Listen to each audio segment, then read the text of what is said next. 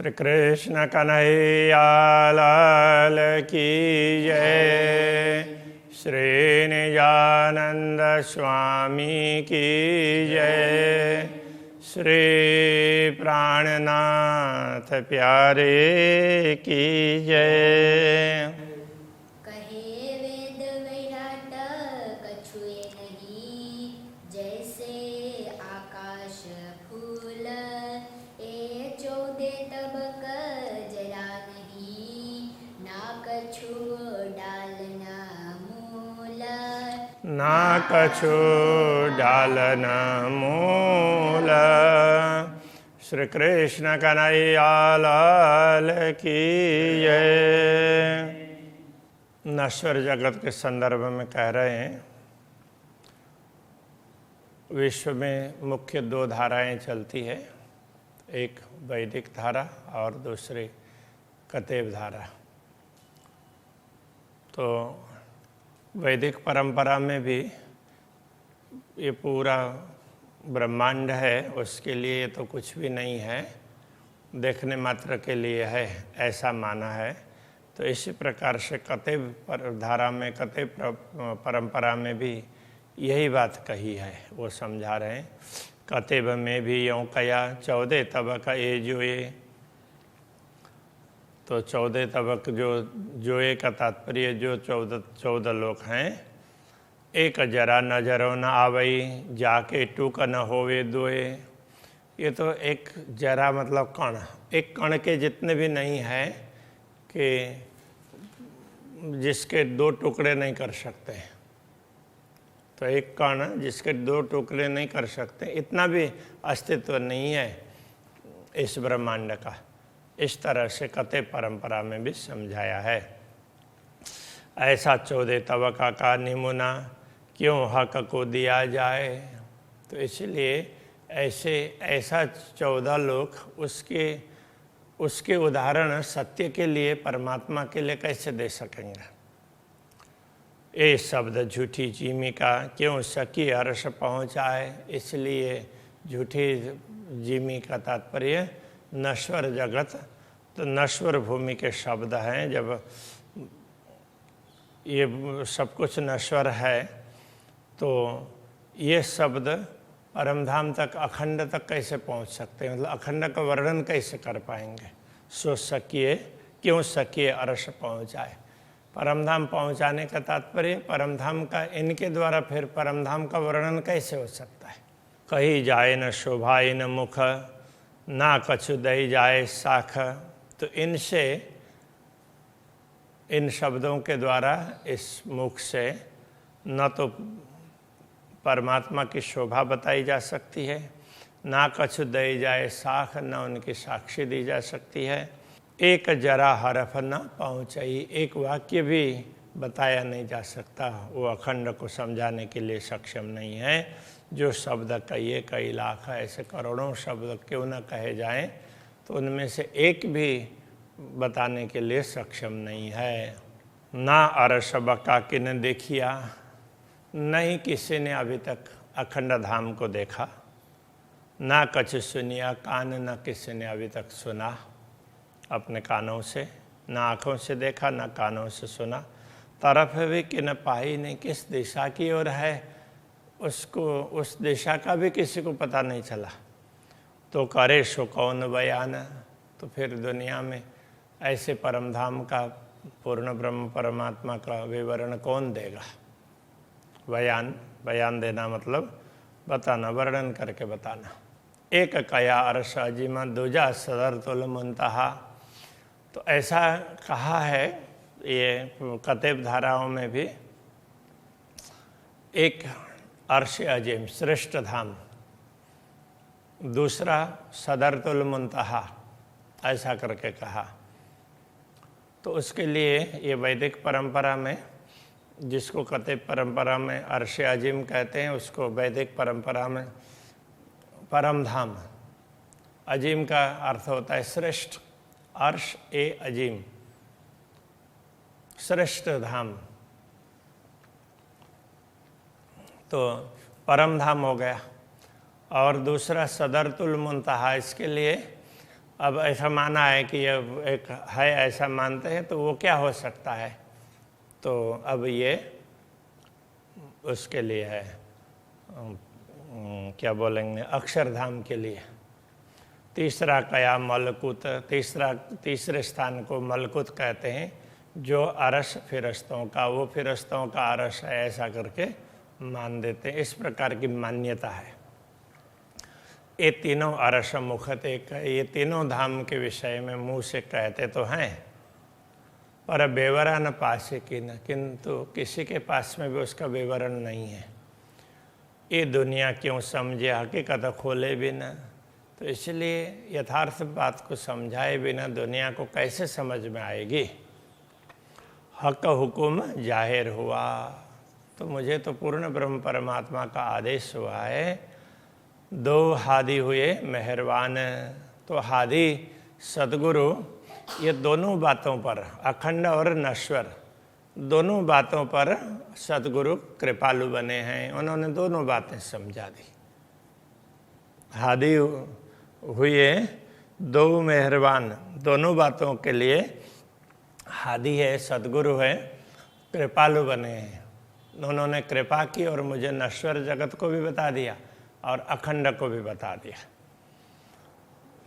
इसमें अनेक लोग दो हादी कह करके उसको भी बताते हैं, एक सदगुरु के लिए, एक रसूल के लिए बोलते हैं।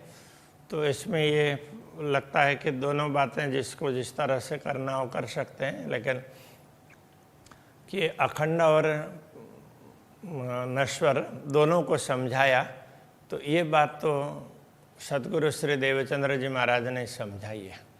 बाकी और सब ने तो अनुमान किया, और रसूल ने क्या कहा वो बात भी आगे आएगी। खुली हकीकत मार्फत, अब सब यथार्थता और परमात्मा की पहचान, दोनों ही बातें, दुनिया की यथार्थता, परमधाम की यथार्थता, परमधाम की पहचान, पूर्ण ब्रह्म की पहचान, ये सारी बातें स्पष्ट हो गई है। तो जाहिर करो फुरमान। अब हम जितने भी परमात्मा संबंधी आदेश हैं दुनिया में आए हैं, सब लोग बोलते हैं ये तो हमें तो परमात्मा का आदेश है। तो क्या क्या बातें हैं, किन किनों ने कही है, किन किन ग्रंथों में किस किस प्रकार से, उन सारी बातों को मैं स्पष्ट कर देता हूँ, ऐसा कहना चाह रहे। तीनों गिरोह का बेवरा, तीनों ये समूह का, आत्माओं के समूह का विवरण। एक तो क्या है, एक रूहें और फिरस्ते। एक तो आत्माएं हैं और दूसरे फिरस्ते हैं, और तीसरी खलक आम, जो तीसरी आम खलक, ऐसे कथे परंपरा में समझाया है। कुन्न कहते उपजे, परमात्मा ने तो ऐसे संकल्प कर दिया, तो सृष्टि बनाना है बोल करके, तो वैसे बन गए, तो उसमें कुछ मेहनत करने की आवश्यकता ही नहीं पड़ी। तो वो कह रहे हैं उस परंपरा के अनुसार रूहें गिरो कही लाहुती, जो आत्माओं का समूह है उसको लाहुती ऐसा कहा। लाहुत अर्श अजीम को ही लाहुत कहते हैं वो, तो हम वैदिक परंपरा से समझें तो वो परम धाम, तो उनको तो वो तो परम धाम के ऐसा कह दिया। और फिरस्ते जबरूती, और फिरस्ते हैं उन वो जबरूत के हैं। और गिरो जो तीसरी, तो ये जबरूत, तो ये सदरतुल मुंतहा, उसके लिए जबरूत कहा है, उसी को कहीं पर सदरतुल मुंतहा ऐसा करके भी कहा है।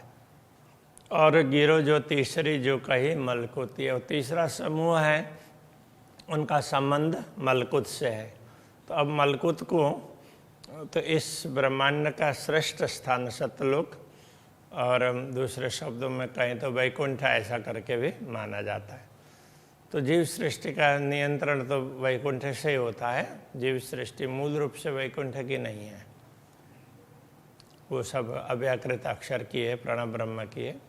अव्वल खास रोहन की, गिरो फिरस्तन की खास कही। तो अव्वल का तात्पर्य प्रथम, श्रेष्ठ। तो तो श्रेष्ठ और खासल खास सर्वश्रेष्ठ ये ब्रह्मात्माओं का समूह सर्वश्रेष्ठ ऐसा माना। और गिरो फिरस्तने की खास कही और फिरस्तों का समूह है उसको खास ऐसा कहा। और कुन्न की तीसरी ये जो आम खलक भाई कुन्न कह करके तो जो ये पूरी दुनिया की सृष्टि हुई है तो वो तीसरी सृष्टि है उसको आम खलक तो सर्वसाधारण इस तरह से मान दिया। ऐसे कथे परंपरा में कहा है। दुनिया शरीयत फर्ज बंदगी, दुनिया ये आम खलक ये क्या करते हैं तो उनके लिए ये कर्म कांड है, शरीयत शरा के आधार पर चलने वाले हैं तो ये दुनिया है।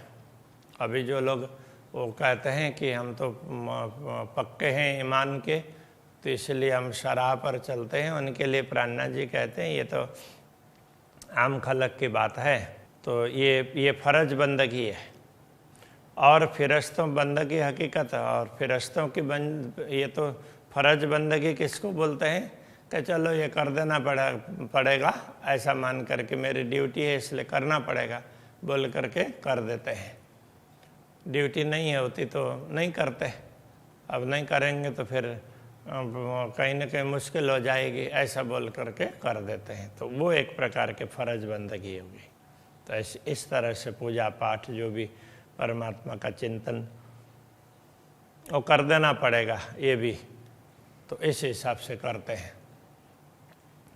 और फिरस्तों बंदगी हकीकत, और जो फिरस्ते हैं वो सच्चाई से करते हैं तो उनको ऐसा नहीं होता है कि किसी को दिखाने के लिए चलो कर दिया, ऐसा नहीं।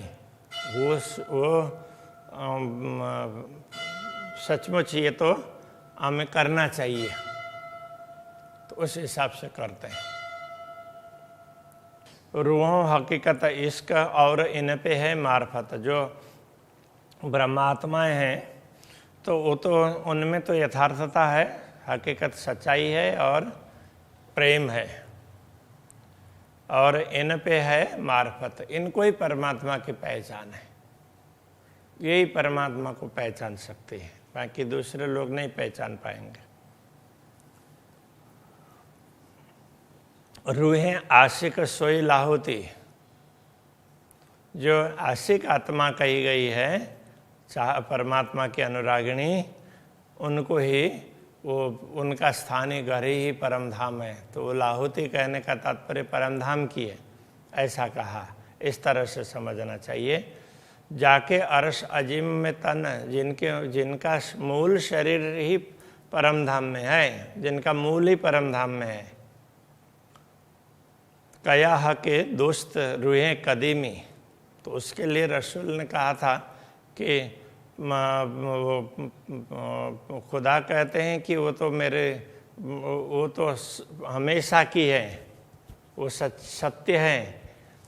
और उनको ही रसूल ने ये कहा कि ये हमारे दोस्त वही हैं। कदीमी का तात्पर्य हमेशा के, वो अखंड है। जो उतरे अरश से मोमिन, जो दिव्य परमधाम से दुनिया में उतरी हुई आत्माएं हैं उनके लिए ऐसा कहा गया है। तो अब दूसरे तरफ में ये भी कह दिया, अरश कया दिल मोमिन, इन ब्रह्मात्माओं के हृदय में ही परमात्मा का वास है तो वही धाम है। जो मोमिन दिल आशक, तो जो मोमिन दिल से परमात्मा को चाहते हैं तो उनका अंदर से प्रेम है। सो मोमिन कछुए न राखई, तो वो बिना अर्श बका हक, तो ये ब्रह्मात्माएं अखंड परमधाम और पूर्ण ब्रह्म परमात्मा के अतिरिक्त किसी को अपने दिल में नहीं रखते हैं। कहने का तात्पर्य तो उनका वो स्मरण नहीं करते हैं। ठीक है, दुनिया देख लिया बस हो गया, तो उनको परमात्मा के प्रति ही प्रेम है, दूसरों के प्रति कोई महत्व, दूसरी वस्तुओं का, परमात्मा के अतिरिक्त किसी का महत्व नहीं है, तो इसलिए कुछ नहीं रखते हैं का तात्पर्य ये है।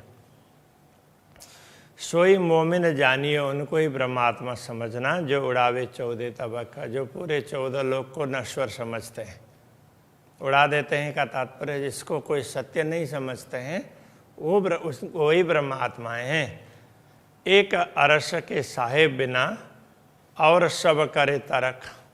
पूर्ण ब्रह्म परमात्मा परमधाम के स्वामी पूर्ण ब्रह्म परमात्मा के बिना, परमात्मा के अतिरिक्त सबको तो वो क्या करते हैं, तो उनका कोई अस्तित्व ही नहीं है, इस तरह से उनको नश्वर समझते हैं। तरक करना तो एक प्रकार से तो वो नश्वर है ऐसा मानना। उतरे हैं अरस से, ऐसी आत्माएं ऐसे दिव्य धाम से उतरी है। वे कहे मोहम्मद मेरे भाई, उनके लिए मोहम्मद ने कहा वो मेरे भाई हैं। जो आखिर को अवश्य, और ये भी कहा वो आखिर में परमात्मा आएंगे, उस समय वो भी आने वाले हैं। ये जो अहल इलाही, ये अहल का तात्पर्य उत्तराधिकारी है, इलाही उत्तराधिकारी कहने का तात्पर्य अखंड को समझने वाले, अखंड को जानने वाले वही होंगे, ऐसा उन्होंने कहा था। वे फकीर अतीम, वो फकीर है, और अतीम का तात्पर्य उनमें परमात्मा के अतिरिक्त तो कुछ भी नहीं चाहिए, कोई अहंकार नहीं, तो दीन, बड़े बड़े विनम्र समर्पित, तो उस अर्थ में। तो अभी आजकल कहते हैं डाउन टू अर्थ ऐसा करके, बिल्कुल विनम्र, जिनको कोई उसमें कोई अहंकार का कहीं लेस मात्र भी स्थान नहीं है। तो रसूल मोहम्मद ने खुदा से प्रार्थना करते हुए ये कहा था, मुझे उठाइए उन्हों में, तो मुझे भी उनके बीच में दोबारा उसमें उठाना। तो कब्र में सोने वाले हैं ना, तो फिर मुझे उस समय पर उठाना, तो उस समय मुझे भी शरीर धारण करवा देना, कहने का ये तात्पर्य। हक बरकत दुनिया में ने होशी सब इनों से। परमात्मा की बरकत का तात्पर्य परमात्मा की शक्ति। तो परमात्मा की शक्ति के विषय में वो सारा परिचय यही देंगे, होशी सब इनों से। तो दुनिया में इनसे ही परमात्मा की बातें की जाएगी, यही परमात्मा की पहचान करवाएंगे, अखंड की बात करेंगे। मोहे इल्म दिया हक ने, तो मुझे परमात्मा ने ज्ञान दिया। सो इनों को देशे इमाम, तो जैसे तो मुझे परमात्मा ही कुछ ज्ञान दे रहे हैं, थोड़ा बहुत मुझे पता चला है तो उनसे ही, तो इनको इमाम सब कुछ समझा देंगे। तो यहाँ इमाम कहने से सदगुरु। आखिर बड़ाई इनों की, तो आखिर समय में इनकी ही बड़ाई है, क्या तात्पर्य यही मान है। कहे मुसाफ हदीस तमाम, तो इस प्रकार की बातें मुसाफ में कुरान हदीस वगैरह जो भी, वैसे तो सामान्य रूप से जो मुसलमान हैं वही कुरान और हदीस को मुसाफ समझते हैं, तो बाकी दूसरे लोग हैं कथे परंपरा के, वो जो भी आप्त ग्रंथ है उन सबको मुसाफ कहते हैं। तो अब इसका तात्पर्य ये हुआ कि जिसमें परमात्मा संबंधी बात कही गई है वो सभी धर्म ग्रंथ तो उनके लिए कह रहे हैं, ऐसा समझना पड़ेगा। ये मांग्या अली हक पे, तो अली ने भी अपने मालिक से ये मांग की थी, मुझे उठाइयो आखिरत, मुझे भी उनके समय में जब वो आएंगे, ब्रह्मात्माएं आएंगी, उस समय मुझे भी उठा देना। मेहदी के यारों में ने, मेहदी के यारों में मैं पाऊँ ये निस्बत, तो मुझे यही आपके वो अब इसमें निस्बत कहने से अब ये है कि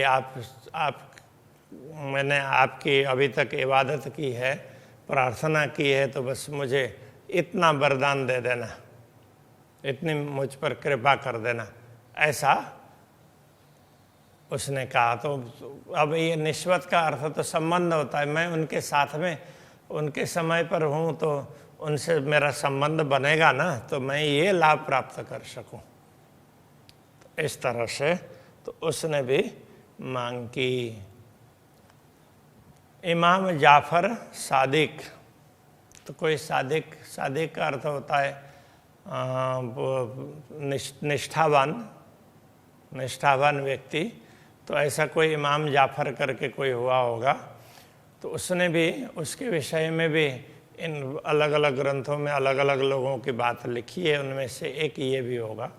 तो उन्होंने मागे हक पे उसने भी परमात्मा से ये प्रार्थना की है, मुझे उठाइयो आखिरता, मुझे भी उस समय उठा देना मेहदी के यारों में, जब मेहदी के यार आएंगे तो उस समय मुझे भी उठा देना। इस प्रकार से इन सब ने प्रार्थना की है।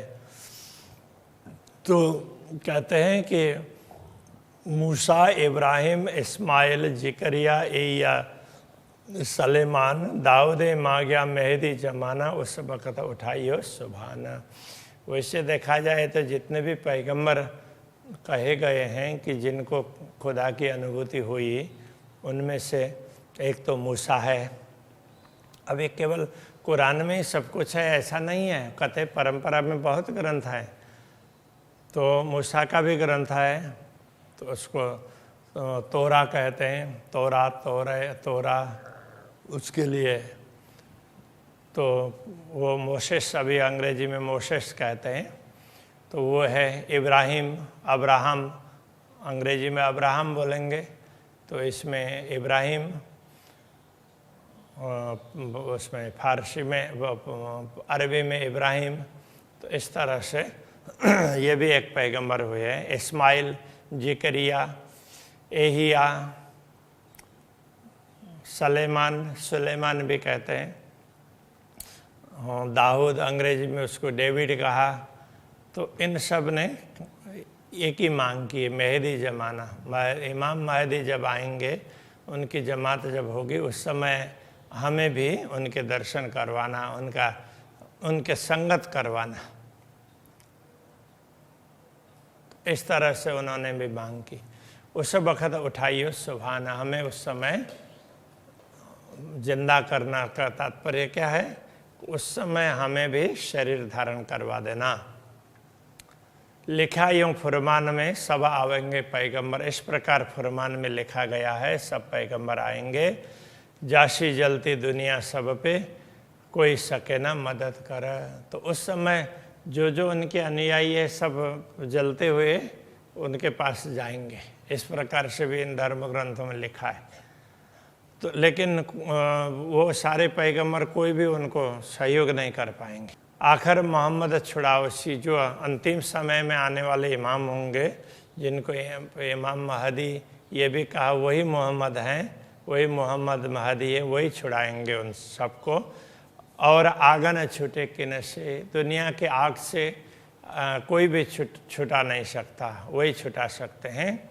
सब जले आग दोजक की, सब दोजक की आग में जलते रहेंगे, ये लिखा जाहिर फुरमान में। तो इन धर्म ग्रंथों में ये बातें स्पष्ट रूप से लिखी गई है। यही रखते हैं। श्री कृष्ण कन्हैया लाल की जय।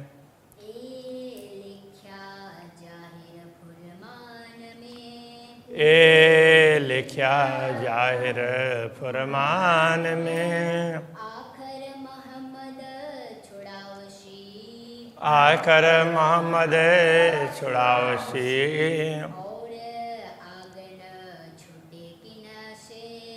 और आगन छूटे किन से, सब जले आग दोजख की।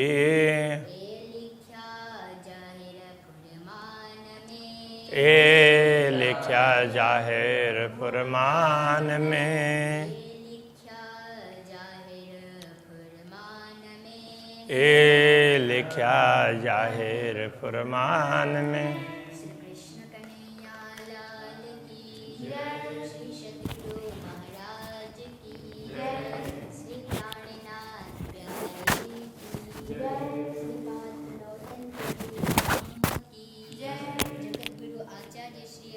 कृष्णमणि जी महाराज की जय।